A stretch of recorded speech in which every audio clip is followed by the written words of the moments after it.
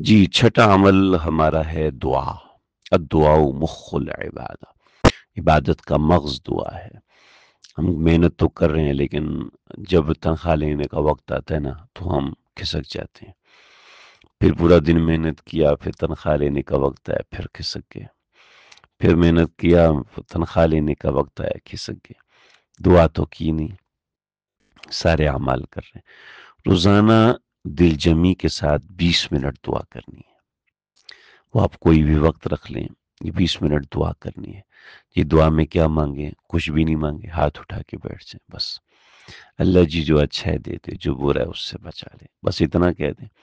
حضرت عبدالحی لکھنوی رحمۃ اللہ علیہ، حضرت عبدالحی عارفی رحمۃ اللہ علیہ فرماتے ہیں کعبۃ اللہ میں دعا کے لیے ہاتھ اٹھائے بیٹھا تو کچھ دعا آ ہی نہیں رہی تھی۔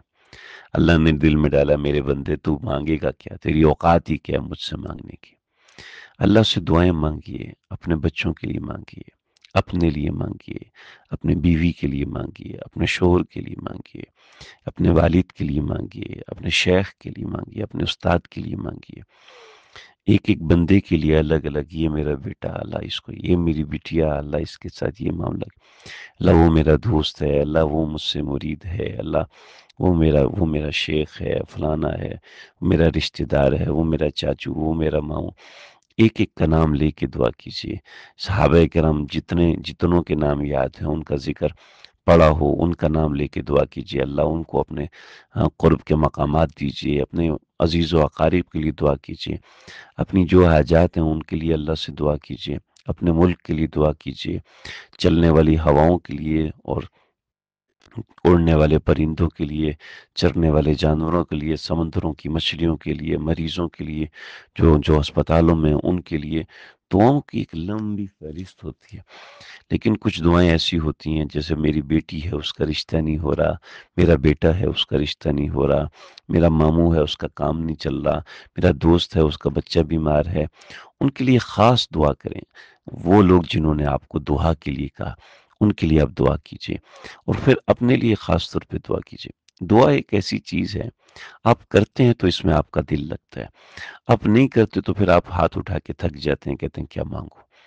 دعا تو کرنے سے انسان کو سمجھ میں آتی ہے کہ یہ کیا دعا ہے۔ ایک یہ بھی کہوں گا کہ اپنی دعاؤں میں مجھ ناکارہ کو بھی یاد رکھیے گا، اور ہمارا جو کام ہے، جو دین کا مشغلہ ہے، اس کو بھی اپنی دعاؤں میں یاد رکھیے گا کہ فتوے کا کام ہے، دینی مسائل کا کام ہے، دینی مسائل کی محنت ہے، دینی مسائل میں علماء کرام، مفتیین کرام ہیں، اللہ ان کے دل و دماغ کو کھولے، اللہ ان کی عقل و فہموں کو کھولے۔ یہ سب دعاؤں کے اوپر ہوتا ہے۔ اللہ جو ذرائع ہیں، وسائل ہیں، جو پیسوں کے معاملات ہیں، اللہ وہ آسانی سے حل کر فرمائے۔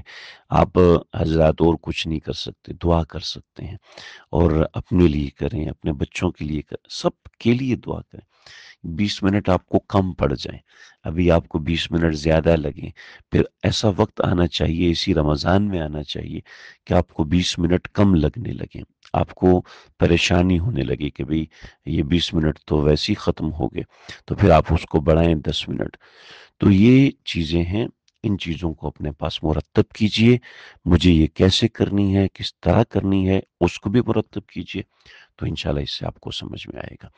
یہ اور بھی بہت سے اعمال ہیں، لیکن میں نے خلاصتاً یہ 6 عمل لکھے ہیں، تو اس کو کریں گے تو انشاءاللہ فائدہ بھی ہوگا، چیز بھی سمجھ میں آئے گی۔